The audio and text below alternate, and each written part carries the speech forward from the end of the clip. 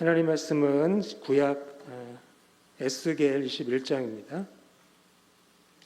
구약 1182면 에스겔 21장 1절부터 17절까지의 말씀입니다. 구약 1182면 에스겔 21장 1절부터 17절까지 말씀.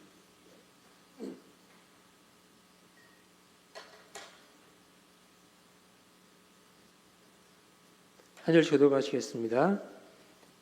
울림이 계속 있습니다. 또 여호와의 말씀이 내게 임하여 이르시되 너는 얼굴을 예루살렘으로 향하며 성소를 향하여 소리내어 이스라엘 땅에게 예언하라. 이스라엘 땅에게 이르기를 여호와의 말씀에 내가 너를 대적하여 내 칼을 칼집에서 빼어 의인과 악인을 내게서 끊을지라. 내가 악인과 악인을 내게서 끊을 터이므로 내 칼을 칼집에서 빼어 모든 육체를 남에서 북까지 치리니 모든 육체는 나 여호와가 내 칼을 칼집에서 빼낸 줄을 알지라. 칼이 다시 꽂히지 아니하리라 하셨다 하라. 인자야 단식하되 너는 허리가 끊어지듯 단식하라. 그들의 목전에서 슬피 단식하라. 그들이 내게 묻기를 내가 어찌하여 탄식하느냐 하거든 대답하기를 재앙이 다가온다는 소문 때문이니 각 마음이 녹으며 모든 손이 약하여지며 각 영이 쇠하며 모든 무릎이 물과 같이 약해지리라. 보라 재앙이 오나니 반드시 이루어지리라. 주 여호와의 말씀이니라 하라. 여호와의 말씀이 또 내게 임하여 이르시되 인자야 너는 예언하여 여호와의 말씀을 이같이 말하라. 칼이여 칼이여 날카롭고도 빛나도다. 그 칼이 날카로움은 죽임을 위함이요 빛이 되기 위함이니 우리가 즐거워하겠느냐. 내 아들의 규가 모든 나무를 없인 여기는도다. 그 칼을 손에 잡아 쓸만하도록 빛나게 하되 죽이는 자의 손에 넘기기 위하여 날카롭고도 빛나게 하도다 하셨다 하라. 인자야 너는 부르짖어 슬피 울지어다. 이것이 내 백성에게 임하며 이스라엘 모든 고관에게 임함이로다. 그들과 내 백성이 함께 칼에 넘긴 바 되었으니 너는 내 넓적 다리를 칠지어다. 이것이 시험이라. 만일 없인 여기는 규가 없어지면 어찌할까. 주 여호와의 말씀이니라. 그러므로 인자야 너는 예언하며 손뼉을 쳐서 칼로 두세 번 거듭 쓰이게 하라. 이 칼은 죽이는 칼이라. 사람들을 둘러싸고 죽이는 큰 칼이로다. 내가 그들이 낙담하여 많이 엎드러지게 하려고 그 모든 성문을 향하여 번쩍번쩍하는 칼을 세워 놓았도다. 오라 그 칼이 번개 같고 죽이기 위하여 날카로웠도다. 칼을 모이라. 오른쪽을 치라. 대열에 맞추라. 왼쪽을 치라. 행한 대로 가라. 함께요. 나도 내 손뼉을 치며 내 분노를 다 풀리로다. 나 여호와가 말하노라. 아멘. 여러분 특별히 좋아하시는 단어가 있으십니까? 우리 그 10대 청소년들은 사랑이라는 단어를 좋아하는 것 같아요. 아까 우리 임명철 목사님한테 찾아와서 막 얘기하는데 우리를 사랑하신다면서요. 사랑하신다면서요. 사랑이 뭐예요? 막 따지는 거예요. 목사님은 난처해 하시고. 그래서 참 아이들이 목사님을 좋아하고 사랑하는구나 이걸 알 수 있었습니다. 근데 우리는 심판이라는 단어는 별로 좋아하지 않습니다. 그렇죠? 설교 시간에 하나님의 사랑, 은혜, 축복, 위로의 말씀을 들으면 어떻습니까? 축복합니다. 그러면 아멘 하시잖아요. 그렇죠? 그 어느 때보다도 소리가 큽니다. 우리 담임 목사님 설교하실 때 축복합니다 하시면 아멘. 하지만 이 하나님의 공의와 심판에 대한 이 말씀 앞에서는 마음이 불편해지죠. 때로는 설마 나에게 그런 일이 일어나겠어 하면서 아니란 생각을 하기도 합니다. 예수님이 십자가 보혈로 모든 죄를 용서받았다는 사실에 안도하면서도 근데 용서받지 못한 분들도 계실 거예요. 안도하신 분들 중에. 근데 안도하면서도 죄의 무게를 가볍게 여기고 또 심판의 경고를 나와는 상관없는 옛 기록쯤으로 치부해버릴 때가 많이 있습니다. 오늘 본문의 이스라엘 백성들이 그랬죠. 이 바벨론의 포로로 잡혀온 장로들이 선지자 에스겔에게 찾아와서 하나님의 뜻을 묻습니다. 하지만 이미 그들의 마음속에는 자신들만의 결론을 정해두고 있었어요. 어떤 결론이냐? 하나님은 우리 편이시다. 우리는 선택받은 백성이니 곧 예루살렘으로 돌아갈 것이다. 에스겔이 전하는 이 심판의 메시지는 그저 비유일 뿐이다. 이런 결론을 정해두고 있었습니다. 그래서 그들은 에스겔을 향해서 20장 49절에서 그는 비유로 말하는 자가 아니냐라고 조롱을 합니다. 그리고 하나님의 경고를 무시했습니다. 바로 이때 하나님의 날카로운 말씀이 임합니다. 더 이상 비유가 아닌 실제, 경고가 아닌 현실로 다가오는 피할 수 없는 심판의 선언입니다. 오늘 우리는 이 말씀을 통해서 이 칼집에서 뽑힌 하나님의 진노의 칼 앞에 우리가 취해야 할 올바른 태도가 무엇인지 함께 묵상해 보고자 합니다. 자, 2절에서 하나님은 에스겔에게 명령을 하시죠. 인자야 너는 얼굴을 예루살렘으로 향하며 성소를 향하여 소리내어 이스라엘 땅에게 예언하여라. 향하여 하면서 목적지를 아주 구체적으로 지금 지목을 해주시는 겁니다. 심판의 방향이 분명해진 거죠. 자, 그 대상은 하나님의 백성입니다. 성전이 있는 예루살렘이고요. 그리고 하나님이 약속으로 주신 이스라엘 온 땅입니다. 아마 이 사람들은 전혀 예상치 못했을 거예요. 그럴 리가 없다고 생각을 했을 겁니다. 그들이 가장 안전하다고 여겼던 그곳이 심판의 중심지가 된다는 아주 충격적인 선언이죠. 자, 더 충격적인 건 뭐냐면 심판의 범위입니다. 자, 3절 하반절 보세요. 뭐라고 나와 있습니까?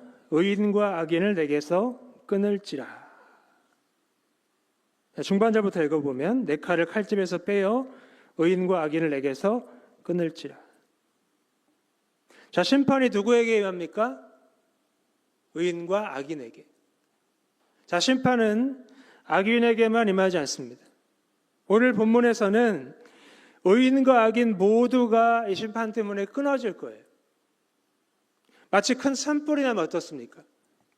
얼마 전에 산불이 많이 났었는데, 크게 났었는데, 자, 산불이 나면 마른 나무와 푸른 나무를 가리지 않고 다 태워버립니다. 이처럼 하나님의 진노는 예외 없이 모든 사람에게 미치게 될 겁니다.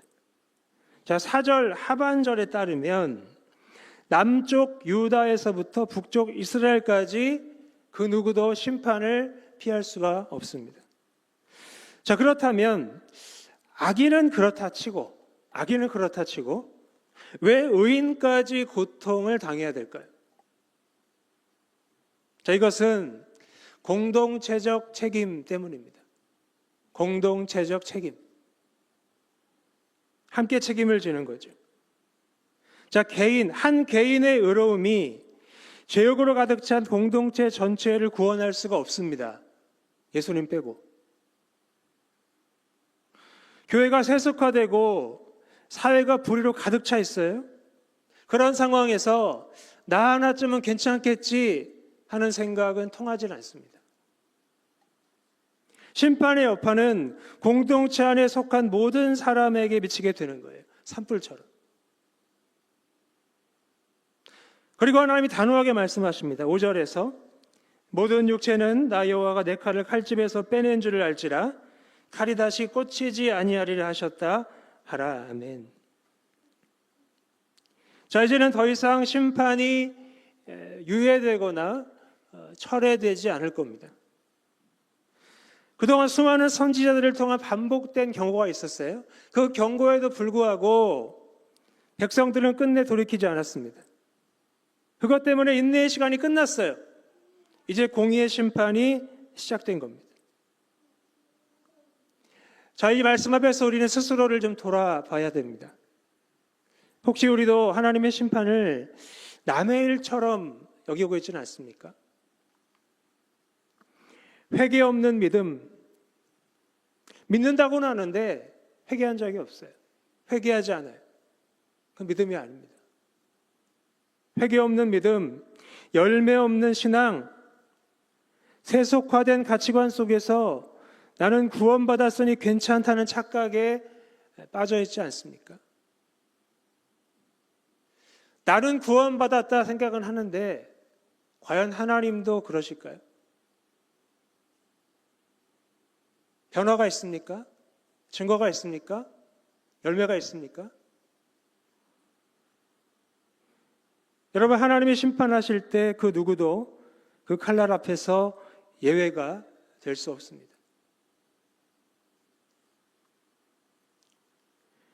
무서운 심판의 메시지를 전해야 하는 에스겔에게 하나님은 특별한 명령을 내리시는데요. 우리 6절에 보면 인자야 탄식하되 너는 허리가 끊어지듯 탄식하라. 그들의 목전에서 슬피 탄식하라 말씀하십니다. 자, 무슨 말씀이냐면 단순한 전달자가 아니라 심판의 고통을 몸으로 드러내는 메신저가 되라는 거예요. 너의 행동 하나하나가 메시지가 되게 하라는 겁니다. 허리가 끊어지는 듯한 고통, 또 뼛속까지 사무치는 아픔으로 신음하며 슬퍼하라는 명령입니다. 우리 주변에서 누군가가 울면 사람들이 웅성대잖아요. 저 사람 왜 울어? 왜 그래? 무슨 일 있어? 이게 바로 하나님의 방법입니다. 백성들이 에스겔을 보고 내가 어찌하여 탄식하느냐 묻게 하시려는 겁니다. 지금. 말로만 전하는 경고의 귀를 닫아버린 백성들에게 이제 선지자의 처절한 몸부림으로 시각적 충격을 줘서 그들의 굳은 마음을 흔들려고 하시는 겁니다. 말로 안 되니까 행동으로 하시는 거예요. 우리 자녀를 혼낼 때 좋은 말 할 때 들어 하잖아요. 좋은 말 하다가 그 말을 안 들으면 이제 행동이 시작이 되는 겁니다. 하나님도 말로 안 되시니까 선지자를 통해 행동으로 보여주시는 거예요. 자, 근데 사실 이 에스겔의 탄식은 에스겔의 탄식이 아니고 하나님의 마음을 드러낸 겁니다. 하나님의 마음을. 여러분 잘 아시겠지만 하나님은 심판 자체를 즐기시는 분이 아니에요. 하나님은 독재자, 폭군 아닙니다. 에스겔 18장 32절에서 하나님 이렇게 말씀하시죠. 주 여호와의 말씀이니라. 죽을 자가 죽는 것도 내가 기뻐하지 아니하노니 너희는 스스로 돌이키고 살지어다. 죽어 마땅한 자의 죽음도 하나님 기뻐하시지 않아요.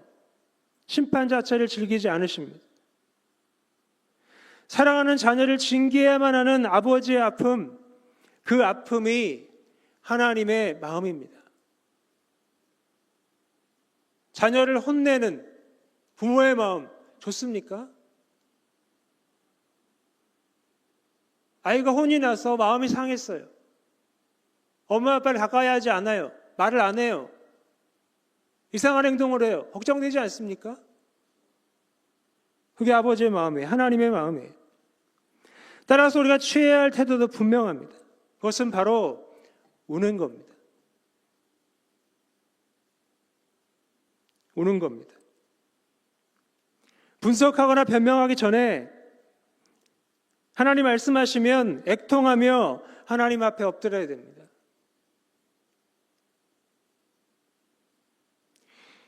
나의 죄, 가정의 불신앙, 교회의 불순종, 이 나라의 불의함 때문에 허리가 끊어지는 아픔으로 울어야 됩니다. 지금 내 가정이, 내 주변이 망해가는데 가만히 계실 겁니까? 울어야 됩니다. 7절에 보면 심판의 소식만 들어도 사람들의 마음이 녹고 또 손이 힘을 잃고 두려움에 무릎이 꺾일 것이라고 말씀합니다. 그러니까 영적 무감각이야말로 가장 무서운 병이죠. 불치병입니다. 그러므로 우리의 교만이 꺾이고 마음이 녹아내려서 하나님 앞에서 애통할 수 있는 은혜가 있기를 간절히 소원합니다. 계속해서 하나님의 말씀은 칼의 노래로 이어져요. 칼의 노래. 9절과 10절 보시겠습니다. 인자야 너를 예언하여 여호와의 말씀을 이같이 말하라. 칼이여 칼이여 날카롭고도 빛나도다. 그 칼이 날카로움은 죽임을 위함이요 빛남은 번개같이 되기 위함이니. 자 보십시오. 하나님의 심판의 칼은 무디고 녹슨 칼이 아닙니다. 죽임을 위해서 지금 갈려 있어요. 번개처럼 신속하게 움직이는 예리한 칼입니다. 이게 무슨 뜻이냐면 심판이 실수 없이 그리고 신속하고 정확하게 이루어진다는 것을 보여주는 거예요. 장난감 칼이 아니라고요. 또한 그 칼은 10절 하반절에서 내 아들의 규가 업신여기는도다 라고 말씀을 합니다. 자, 내 아들의 규는 다윗 왕조를 가리킵니다. 언약의 상징이죠. 그러나 그들조차 말씀을 업신여겼기 때문에 다른 나무들과 함께 배임을 당하게 될 거예요. 혈통이나 직분, 과거의 영광은 면죄부가 될 수가 없습니다. 12절 말씀에 따르면 왕과 지도자, 백성 모두 이 칼을 피할 수 없습니다. 차별이 없습니다. 하나님은 에스겔에게 12절 하반절에서 내 넓적다리를 치라고 하십니다. 극도의 슬픔과 충격을 드러내라는 거예요. 또 14절에 보면 손뼉을 쳐서 칼로 두세 번 거듭 쓰이게 하라고 하십니다. 심판이 한 번으로 끝나지 않고 철저하게 이루어진다는 겁니다. 실제로 바벨론은 세 차례에 걸쳐서 예루살렘을 침공했고 완전히 폐허로 만들었습니다. 하나님 말씀대로 이루어졌어요. 마침내 하나님이 이렇게 선언하십니다. 17절에 보시면 나도 내 손뼉을 치며 내 분노를 다 풀리로다. 나 여호와가 말하였도다.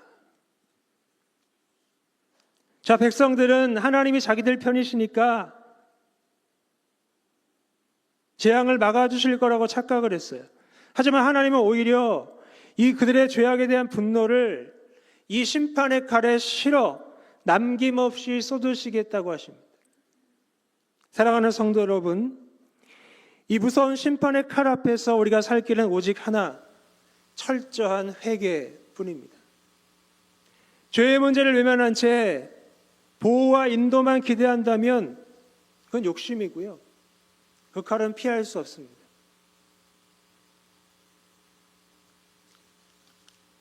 말씀을 좀 마무리하겠습니다. 러시아의 대문호 도스토옙스키가 젊은 시절에 황제 반역죄로 사형을 선고받았습니다. 1849년 12월 22일 그는 사형대에 서서 마지막 5분을 기다렸습니다. 그러면서 그는 그 동료들과 작별 인사를 나누고 지난 날을 돌아보면서 하나님께 잠잠히 기도했습니다. 자, 이제 마지막 1분. 그는 갑자기 하늘의 쌀과 바람을 느끼고 싶다는 열망에 사로잡혔습니다. 그동안 방황했던 그는 마침내 하나님을 찾으면서 이렇게 기도했습니다. 하나님, 한 번만 더 기회를 주신다면 1분을 1년처럼 소중히 살겠습니다.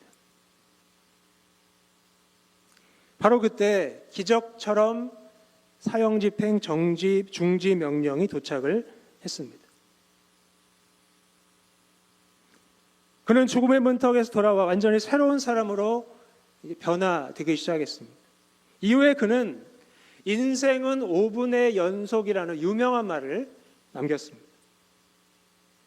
심판의 칼 앞에서 자신의 죄와 죽음을 직면했을 때 그는 비로소 진정한 삶의 의미를 깨닫고 또 하나님의 사람으로 거듭나게 된 겁니다. 사랑하는 성도 여러분, 오늘 말씀은 우리를 향한 하나님의 심판의 칼입니다. 그러나 이 칼은 결국 파괴하겠지만 그게 우선이 아니에요. 우리를 파괴하려는 칼이 아니라 숨겨진 죄악을 드러내고 썩은 환부를 도려내어 우리를 다시 살리려는 수술칼입니다. 수술칼. 따라서 우리가 해야 할 일은 도망치거나 외면하는 게 아니에요. 그래봐야 소용도 없고요. 도스토옙스키처럼 정직하게 그 칼 앞에 서는 게 중요합니다. 그리고 울어야 됩니다.